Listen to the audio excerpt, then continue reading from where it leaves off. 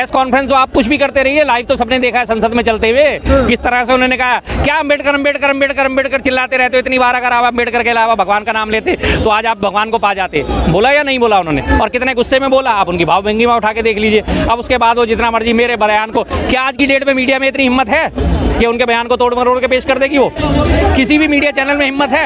अब media channel का आपको याद है ना, पीछे एक बार उनसे एक चैनल वाले ने बात करा था, हेमंत विश्वा शर्मा भ्रष्टाचारी हैं या नहीं है? अरे भैया ऐसा सवाल नहीं करते। नहीं साहब बताइए, अमित भैया बताइए ना, हेमंत विश्वा शर्मा भ्रष्टाचारी है या नहीं है? अरे ऐसी बात नहीं करते, कोई दूसरी बात करो। उसने फिर उठाने की कोशिश करी और भाई बस इमीडिएट उसको वहीं बैठा के चुप करा दिया गया, वहीं उसे डरा दिया गया। तो क्या मीडिया में इतनी हिम्मत है कि वो उनके बयान को तोड़ मरोड़ के पेश कर देगी?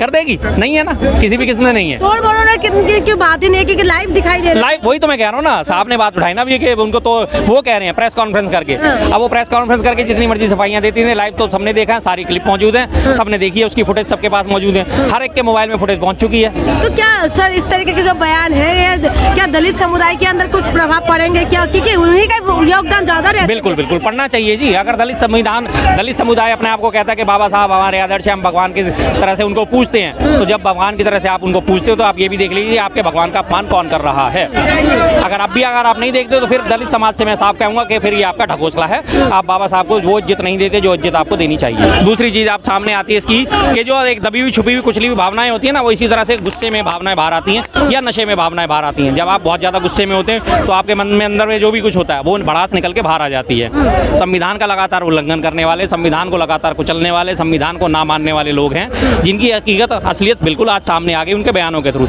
इससे पहले इनके लोग बयान देते थे, जब आपको लोकसभा इलेक्शन से पहले याद होगा ना, 400 पार करा दो हम संविधान बदल देंगे। राजस्थान की उप मुख्यमंत्री दिया कुमारी, उन्होंने तक ने ये बात बोली थी कि हमें 400 पार करा दो हम संविधान बदल देंगे। कई सारे इनके नेता थे, तमाम नेताओं ने बयान इस तरह के दिए थे, और लेकिन ऊपर से कभी मोदी जी के या इनके शाह जी साहब के कभी कोई बयान नहीं आया कि नहीं ये लोग गलत कह रहे हैं, हम इनसे सहमत नहीं है। तो वही चीज़ जो इनकी मेंटेलिटी चल रही थी, अब अल्टीमेटली हुआ गया, आगे रह गए 240 पे, घुटनों पे टिक गए। आज इनके बाद अब इनके जो है बड़ी टीस उठ रही है कि काश हमें पार हो जाते तो हम बात कर लेते, क्योंकि इनका वन नेशन वन इलेक्शन का जो लगाया हुआ फार्मूला है वो भी औंधे मुँह गिरेगा। सब जानते हैं कि वन नेशन वन इलेक्शन को फार्मूले को पास कराने के लिए कम से कम संविधान में 18 संशोधन भी ये करने पड़ेंगे।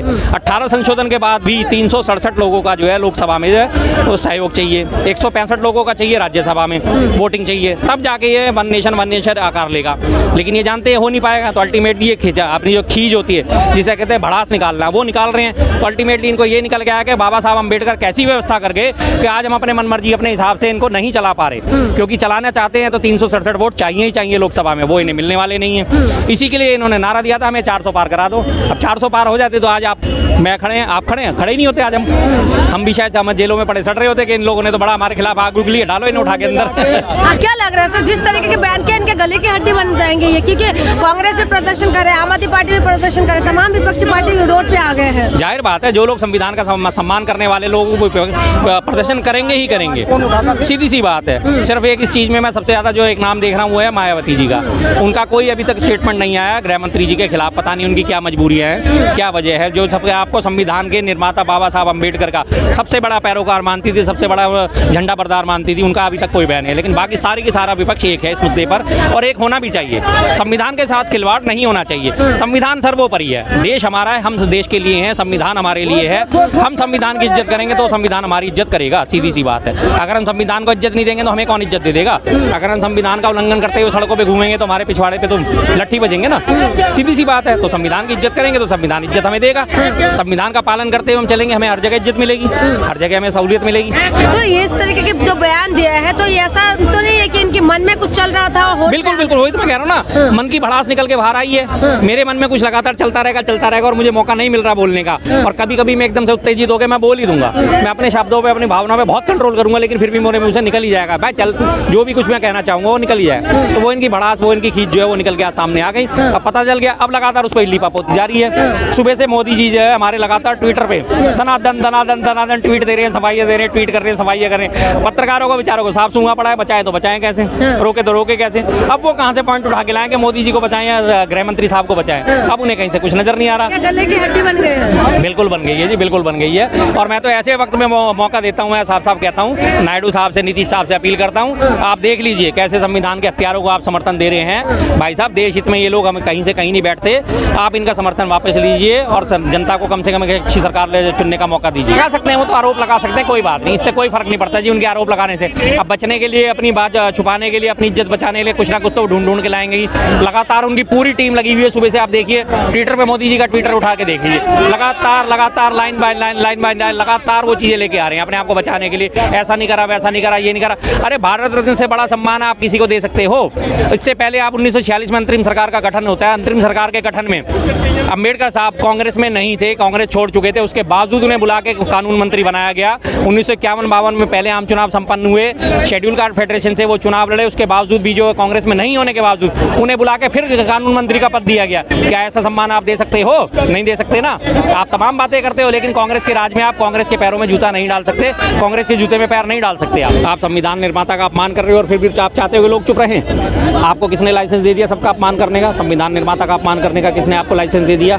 जिन्होंने हमारा संविधान बनाया, पूरा देश आज उनकी इज्जत करता है, पूरा देश मानता है कि बाबा साहब अम्बेडकर ने दलितों को, पिछड़ों को, कुछ लोगों को आवाज़ दी, संविधान के थ्रू आवाज़ दी। हर व्यक्ति एक बार संविधान की वो जिम्मेदारी ले सकता है, तो फिर उसमें गलत क्या कहा उन्होंने? भगवान मिल जाते हैं, अगर आप 8 बार कहोगे भगवान मिल जाएंगे, मैं कह रहा हूँ आप कोई बात नहीं, भगवान से बात अलग चीज़ है। चिराग पासवान की जो बात करें, चिराग पासवान कौन सी उससे आते हैं आपको पता है? अच्छे से। हाँ जी, लोक जनशक्ति पार्टी। आपका नीतीश कुमार, तो इनका क्या कुछ प्रभाव पड़ेगा? ये लोग की शांति रहेंगे ऐसे ही जैसे अभी शांत है? शांति रहेंगे फिलहाल तो, क्योंकि समर्थन दे रखा है, कहीं ना कहीं इनके भी तार पड़े हुए हैं, कहीं ना कहीं इनकी भी नसें दबाई गई हैं, तो इसलिए कहीं ना कहीं शांत पड़े। लेकिन ऐसे मौके पे इन्हें शांत नहीं होना चाहिए। अगर शांत भी रहते थे तो आज इन लोगों के पास सुनहरा मौका है, संविधान को ही बना के, जो संविधान के बारे में गलत कहा गया, अम्बेडकर साहब के बारे में गलत कहा गया है, तो ही अपने आप को बचा सकते। नहीं, आने वाले टाइम में इनको वोट नहीं मिलने वाला। देखिए सीधी सी बात है, अम्बेडकर साहब जो थे शेड्यूल कास्ट से बिलोंग करते थे, और शेड्यूल कास्ट की आज हमारे देश में बहुत बड़ी तादाद है जो एक बार में चुनाव को उल्टा पलटी करने की हिम्मत रखती है। आज पूरे देश में रोष का माहौल है, सारे शेड्यूल कास्ट जो लोग हैं वो सारे सड़कों पे हैं, सारे तमाम लोग विरोध कर रहे हैं, हमारे जैसे संविधान को मानने वाले लोग विरोध कर रहे हैं। हर व्यक्ति जो संविधान को मानता है, उसकी इज्जत करता है, वो विरोध कर रहा है। तो ऐसे मौके पे बहुत अच्छा है। मैं कहता हूँ नायडू साहब से अपील करता हूँ, नीतीश साहब से अपील करता हूँ, दे दीजिए इन्हें पटकनी, आ जाएंगे ये लोग सड़क पे। देखिए 2 साल 11 महीने में हमारा संविधान तैयार होगा, और संविधान सभा जो बनी गई थी उसमें बाबा साहब अम्बेडकर जो थे वो उसके चेयरमैन थे, वो उसके हेड थे। उनकी जो नॉलेज थी उस वक्त के हिसाब से, अंग्रेजी पे उनकी बहुत अच्छी पकड़ थी। और हमारा संविधान जो बना है वो 1919 का अधिनियम जो अंग्रेज लेके आए थे, और 1935 का अधिनियम जो अंग्रेज लेके आए थे, उन दोनों अधिनियमों को मिला के मैक्सिमम हमारी जो लॉज हैं वो सारे उन्हीं से रिलेटेड है। तो उन लॉज को समझने के लिए इंग्लिश पे पकड़ बहुत जरूरी थी। डॉक्टर साहब के पास अच्छी खासी समझ थी, उन्होंने इस बात को, संविधान को बनाया, सारी अपने साथ टीम के बैठ के बनाया। और जो आज बात बार बार उठाई जा रही है कि कांग्रेस ने उनका अम्बेडकर साहब का सम्मान नहीं करा, सबसे बड़ा सम्मान तो आप यही देख लीजिए कि कांग्रेस को वो छोड़ चुके थे अम्बेडकर साहब, और उसके बावजूद उन्हें संविधान सभा का अध्यक्ष नियुक्त करके उनके ऊपर जिम्मेदारी सौंपी गई कि संविधान आप ही बनाएंगे। संविधान की उन्हें पूरी अच्छी नॉलेज थी, जनमानस की नॉलेज थी, दबे कुछ लोग को कैसे उठाना है उसकी नॉलेज थी, हर चीज़ की उन्हें नॉलेज थी। पढ़े लिखेंगे लोगों को अधिकार मिलेगा तो लोग अपने अधिकार के लिए आवाज़ उठाएंगे, वोटिंग राइट दिए गए, सब चीज़ें दी गई। तो जिस चीज़ की जिसको समझ होती है तो वो इज्जत दी जाती है ना उसको। तो इसलिए डॉक्टर साहब को सबसे ज़्यादा इस बारे में याद करा जाता है, क्योंकि मैक्सिमम जो है योगदान उनका रहा था। 1983 वर्ल्ड कप जीते हम, ठीक है जी, किसको याद करा जाता है? कपिल देव साहब को याद कराया जाता है ना कि उनकी कप्तानी में हमने वर्ल्ड कप जीता था। बाकी 1 या 2 जो आपको और याद आएंगे प्लेयर, 11 के 11 प्लेयर या 14 प्लेयर जो होता है प्लेइंग 11, और उसके बाद 3 और जो हमारे उसमें होते हैं, 14 के 14 का कोई भी आज नाम नहीं गिना सकता, कोई भी नहीं गिना सकता, माना जाता है ना, नहीं माना। तो यही बात है, इसीलिए डॉक्टर साहब को इज्जत दी जाती है। सर, 1 नेशन 1 इलेक्शन की भी बात हो रही है, तो क्या लग रहा है कि 1 नेशन 1 इलेक्शन होने के बाद देश के अंदर क्या कुछ भी नहीं होगा ही नहीं है, तो फार्मूला ये लागू नहीं हो सकता है किसी भी किस्म से। ये तो सिर्फ शगुफा छोड़ दिया। आज की डेट में जो अडानी अंबानी के ऊपर जो उंगलियां उठ रही थी, जो संबल मुद्दा था, उन सब मुद्दों से ध्यान उठाने के लिए अभी 1 नेशन 1 इलेक्शन का मुद्दा इन्होंने छोड़ दिया, इसका शगुफा छोड़ दिया। 1 नेशन 1 इलेक्शन पास कराने के लिए आपको लोकसभा में 367 सदस्य जो हैं उनका समर्थन हासिल होना चाहिए, राज्यसभा में आपको 165 सदस्यों का समर्थन हासिल होना चाहिए। दोनों जगह बीजेपी बहुमत में नहीं है कि 367 या 165 वोट वो ले सके। तो अल्टीमेटली ठंडे बस्ते में जाना, अब जेपीसी में चला गया, जेपीसी इस पे फैसला लेगी, कब लेगी तब लेगी, उसके बाद भी 2029 के बाद जाके कहीं फार्मूला लागू होगा, अगर सफल हो गया तो। ये सिर्फ उसी की तरह है जैसे पहले आपको याद होगा इन्होंने महिला आरक्षण बिल की बात लेके आए थे, हम महिलाओं को 33% आरक्षण देंगे, वो बिल पास हुआ, कैबिनेट में भी पास हुआ, राष्ट्रपति के पास भी चला गया, पास हो गया। लेकिन उसमें पेज क्या डाला हुआ था इन्होंने पहले जब लोकसभा क्षेत्रों का परिसीमन होगा, उसके बाद जब नई लोकसभाओं का गठन हो जाएगा, क्षेत्रों का परिसीमन हो जाएगा, उसके बाद ये 33% आरक्षण लागू होगा। अभी लोकसभा क्षेत्रों का परिसीमन दूर दूर तक आपको नजर नहीं आता, उसी तरह 33% आरक्षण आपको दूर दूर तक नजर नहीं आता। अगर इन्होंने वास्तव में हकदार थे, वास्तव में कहना चाहते थे कि हम 33% आरक्षण देंगे, तो पिछले लोकसभा इलेक्शन में क्यों नहीं दिया इन्होंने 33% आरक्षण? विधानसभा चुनाव में क्यों नहीं दिया 33% आरक्षण? सिर्फ हवाबाजी है। तो वही हवाबाजी अब आपको यहाँ देखने मिल रही है, वन नेशन वन इलेक्शन के तौर पे। तो नुकसान किसको होगा सर अगर ये लागू हो गया तो?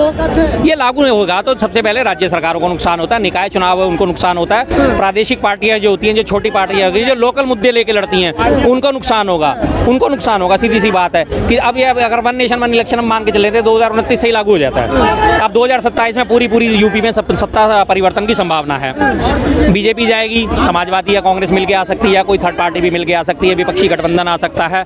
अब उसके बाद 29 के बाद अगर इसको लागू कर लेते हैं, एक बार को हम मान भी लेते हैं, तो उसका विधानसभा का कार्यकाल कितना होगा? मात्र 2 साल का।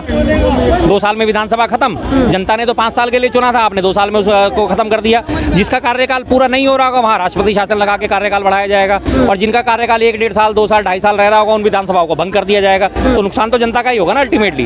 हर व्यक्ति में हर मुद्दे अलग होते हैं, लोकल मुद्दे अलग होते हैं, नेशनल मुद्दे अलग होते हैं। अब हर बार अगर इलेक्शन होता रहता है, सपोज कर आप पड़ोस की राज्य में जीत जाते हैं चुनाव, और वहाँ पे आप अगर अच्छा काम करते हैं तो उसके आस पड़ोस के जो राज्य होते हैं उनमें प्रभाव पड़ने की पूरी गुंजाइश होती है। लेकिन अगर आप वहाँ खराब काम करते हैं, आपकी पब्लिसिटी दूर दूर तक नेगेटिव फैलती है, तो आसपास के राज्यों में भी चुनाव में असर पड़ेगा या नहीं पड़ेगा? तो वही चीज़ है, इसी चीज़ का नुकसान है। अगर यूपी में गलत काम हो रहा है तो यूपी की पब्लिसिटी आपको आप दिल्ली में भी देखने को मिलेगी, हरियाणा में भी देखने को मिलेगी। अगर अच्छा काम हो रहा होगा तो उसकी पब्लिसिटी यहाँ तक आएगी, तो यहाँ के चुनावों पर भी असर डालेगी। तो ये चीज़ें जो स्थानीय मुद्दे होंगे वो दब जाएंगे।